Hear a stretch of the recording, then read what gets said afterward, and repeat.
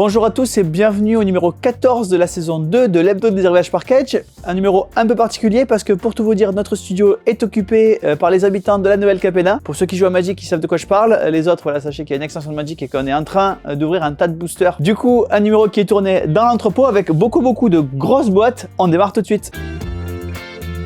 Et on démarre avec un jeu qui n'est pas une arrivée puisqu'on l'avait dès le fiche de Cannes. Mais comme c'était pas dans le fiche, on vous en a pas parlé et on en a profité qu'ils reviennent maintenant pour vous en parler. C'est Platypus. Platypus, c'est un jeu d'ambiance où vous allez devoir décrire un personnage avec des adjectifs. Évidemment, vous n'avez pas tous les adjectifs à disposition. Vous n'en avez qu'un certain nombre, donc à vous de déterminer si Superman est plus doux qu'une autruche ou pas pour aider vos partenaires à trouver le bon personnage parmi la liste des personnages tirés grâce aux adjectifs que vous allez leur donner. C'est Platypus de Phil Harding.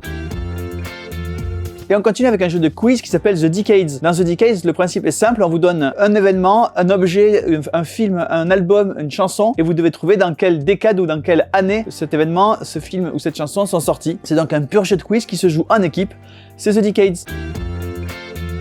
Et on continue avec Suspicious. Dans Suspicious, il y a un espion parmi tous les joueurs, mais personne ne sait évidemment qui il est, même pas lui. Chaque joueur a un mot, tous les joueurs ont le même mot, sauf l'espion qui a un mot différent, et donc les joueurs vont devoir communiquer entre eux pour essayer de savoir qui a vu ou pas vu le mot. Donc si vous êtes l'espion, à vous de faire attention. Si vous avez un mot, vous n'allez pas devoir donner trop vite votre mot, parce que si ça se trouve, c'est vous l'espion et vous le savez pas encore. Donc voilà, la vérité va se révéler petit à petit. À vous de faire preuve de malice pour essayer de deviner les mots qui sont chez les autres, leur montrer que vous êtes évidemment parmi eux, mais pas trop donner d'infos à l'espion, ou pas trop donner d'infos si vous êtes l'espion, c'est Suspicious. Et on continue avec Dystopia. Dystopia, c'est un peu une variation quelque part sur le thème du jeu du golf, qui a une tonne de jeux dans cet univers-là. Ici, le jeu est thématisé, vous allez avoir le contrôle d'un continent et vous allez essayer de faire résister votre continent pour qu'il ait le moins possible de malheur. Ça peut être voilà, des attaques zombies, des attaques nucléaires, des maladies, des pandémies, bref, plein de choses. Et le principe, c'est que donc vous allez devoir éliminer et résister au plus possible aux malheurs qui arrivent sur votre continent. Quand vous pensez être en meilleure position que vos adversaires, vous pouvez dire Dystopia et on procède au comptage. Un jeu basé sur le jeu du golf, c'est Dystopia. Et on continue avec Kilim. Les Kilim, ce sont ces tapis du Moyen-Orient. Et donc, dans Kilim, vous allez fabriquer un Kilim. Comment ça se passe? Vous allez avoir des pièces de Kilim à venir récupérer. Et pour les récupérer, il va y avoir une phase d'enchère. Donc, à vous de vous battre avec vos adversaires pour récupérer les pièces qui vous arrangent. Mais évidemment, sans vous ruiner, puisqu'il vaut mieux parfois perdre l'enchère et récupérer une pièce un peu moins bien, mais ne pas avoir trop misé. Donc, vraiment, un jeu d'équilibre d'enchère qui se combine avec cette phase de domino qui vont vous permettre de fabriquer votre Kilim. C'est Kilim. Et on continue avec Gyojin Fighter Sushido. Gyojin Fighter Sushido, c'est un jeu qui est évidemment inspiré des jeux de combat en 2D type Street Fighter 2. Chaque joueur va donc incarner un personnage. Tous les personnages sont différents et ont des mécaniques assez différentes. Il va y avoir des petits personnages très rapides ou au contraire des gros personnages très puissants. Des personnages qui vont vous faire des combos, d'autres qui vont être plus aériens. Bref, comme dans tout le jeu de baston 2D. Ici, pour jouer, vous allez donc jouer des cartes, certaines faces visibles et d'autres faces cachées qui vont vous permettre de faire vos combos. À vous de vous souvenir où vous avez mis quelle carte avec peut-être parfois quelques effets de bluff parce que vous allez avoir plein de cartes devant vous qui va pousser votre adversaire à croire que vous allez déclencher une énorme combo alors qu'en fait vous n'avez pas ce qu'il fallait. Rappelez-vous bien de où vous avez mis les cartes puisque pour déclencher la combo il faut montrer les bonnes cartes qui ont été cachées. Vous pouvez gagner évidemment par KO ou en poussant votre adversaire en dehors du ring. C'est Gyojin Fighter Sushido.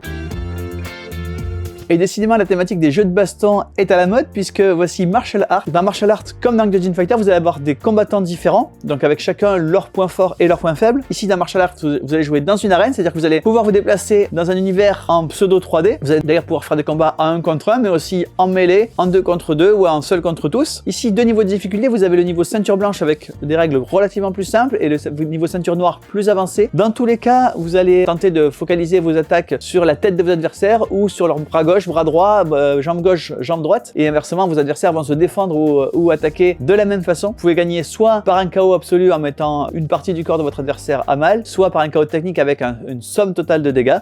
C'est Martial Art.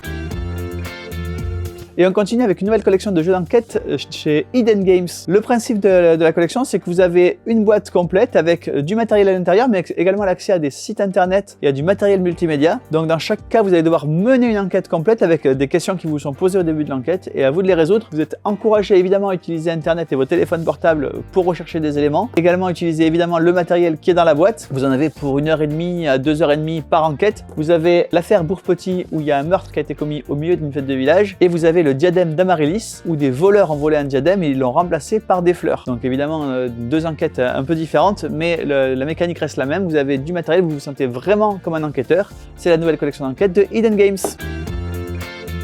Et on continue avec Bard Sung. Comme vous voyez, c'est la plus grosse boîte de la semaine. Bard Sung, c'est un jeu de Matt Hart, c'est l'auteur de Dark Souls, donc un autre jeu de type dungeon crawler comme celui-ci. C'est donc un dungeon crawler où vous allez pouvoir enchaîner les parties au cours d'une campagne et dans chaque partie, vous allez avoir un donjon qui va être généré aléatoirement. Donc il n'y a pas deux parties qui se ressemblent. Avec au fur et à mesure que les parties avancent, une mécanique d'XP qui fait que vos personnages vont s'améliorer au fur et à mesure des parties, mais également évidemment vos adversaires vont aussi s'améliorer au fur et à mesure des parties. Donc une courbe d'apprentissage qui rejoint un peu celle d'un jeu de rôle. Le dungeon crawler tactique, attention, la boîte est en anglais puisque le jeu n'existe pas en français et qu'on a quand même tenu à l'avoir, c'est Bard Sung.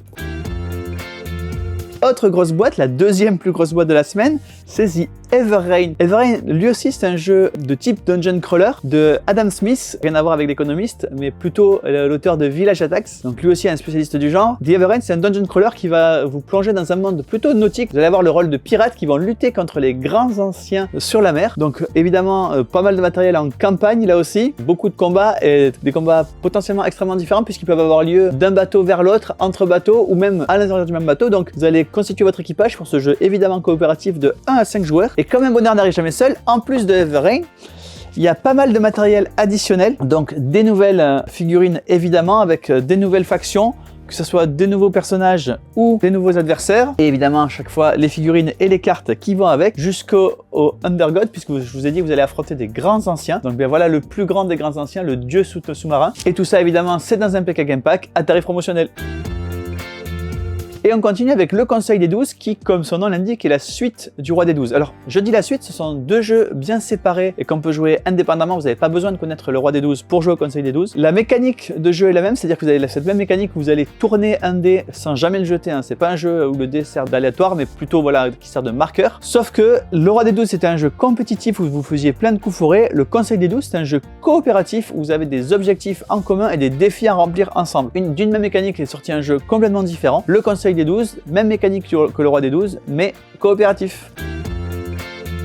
Et on continue avec Ultimate Railroads. Ultimate Railroads, c'est la réédition d'un jeu qui était recommandé au Kennerspiel des Jahres 2014. Le Kennerspiel, c'est ce fameux jeu de l'année expert en Allemagne, qui s'appelait Russian Railroads. Ici, il nous ressort sous la forme complète Ultimate, c'est-à-dire il y a à la fois dans la boîte Russian Railroads, German Railroads, American Railroads, plus toutes les extensions qui sont déjà sorties, plus encore deux nouveaux modes, un mode solo et un nouveau mode Asian Railroads. Donc voilà, une édition parfaitement complète de ce grand classique qui est 102e au classement BGG, 80e au classement des BGG experts. C'est Ultimate Railroads. Et on continue avec une réédition des extensions de mon chouchou personnel Race for the Galaxy. Race for the Galaxy, pour ceux qui étaient là au tout début des vidéos package, je vous racontais qu'au départ ce jeu c'était un projet pour faire Puerto Rico le jeu de cartes. Le jeu de Puerto Rico le jeu de cartes, ça a été finalement San Juan. Le jeu Race for the Galaxy est sorti avec cette thématisation spatiale. Moi je suis absolument fan. Il y avait plusieurs extensions qui étaient sorties pour ce jeu, dont un espèce d'arc complet avec 3 extensions dedans. Et bien voilà, le jeu est ressorti il n'y a pas longtemps. Il ressort les 3 extensions dans une seule boîte avec l'effort de réédition qui a été fait, donc la refonte des icônes et de l'écriture des règles, mais ce sont les 3 premières éditions de Race for the Galaxy dans une seule boîte, les expansions de l'Arc 1.